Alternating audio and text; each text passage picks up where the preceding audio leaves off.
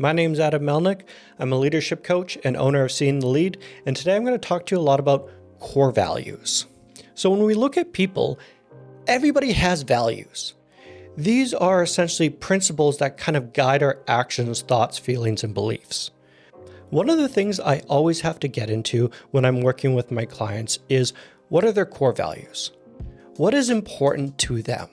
And it always comes up because core values are integral to who you are as a person. You can think of your core values a lot like your moral compass. They are always going to guide you in the direction that you need to go to live a fulfilling and happy life. They are incredibly important to you and your well-being. They essentially guide all of your actions, your thoughts, your feelings, and beliefs. And when we look at values, specifically your core values, I can always tell when somebody is not living a values-based lifestyle. And that's because when I look at that individual, they're often angry, they're upset, they're kind of lashing out. For example, I worked with a client who was frustrated by his job. He was upset, he was pissed off.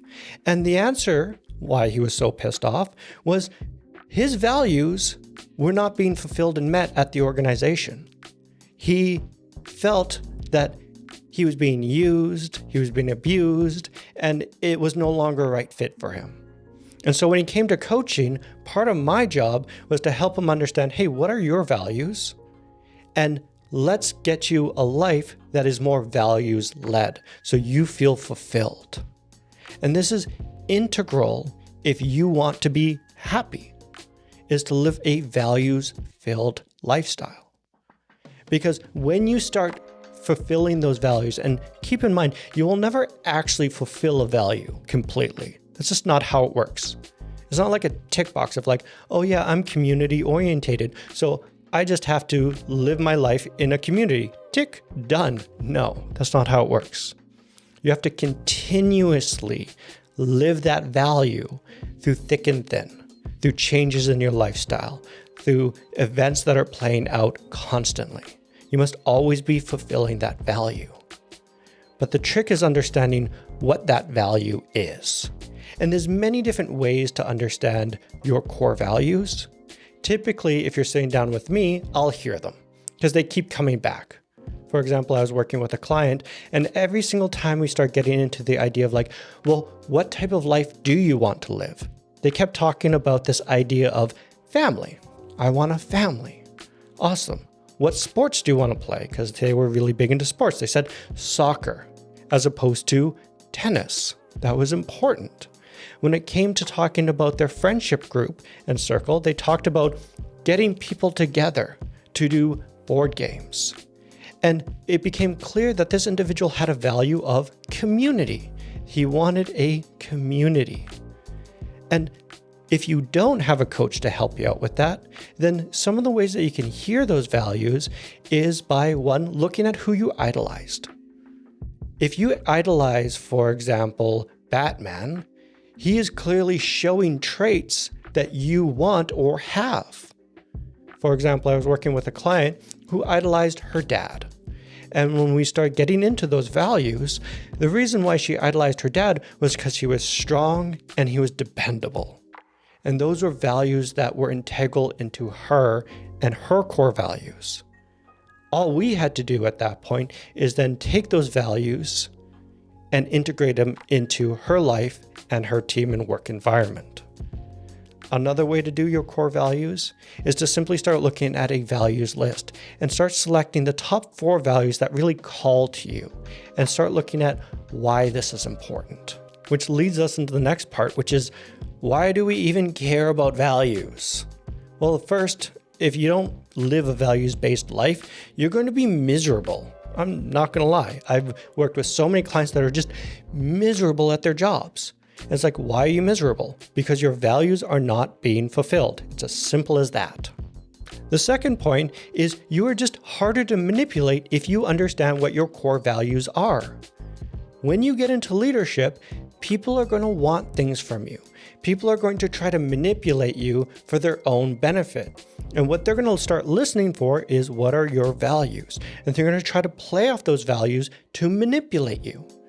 If you are aware of your values, if you have that self-awareness already, guess what? You're much harder to manipulate. It's much harder to twist your values to get what essentially they want from you, because you know who you are.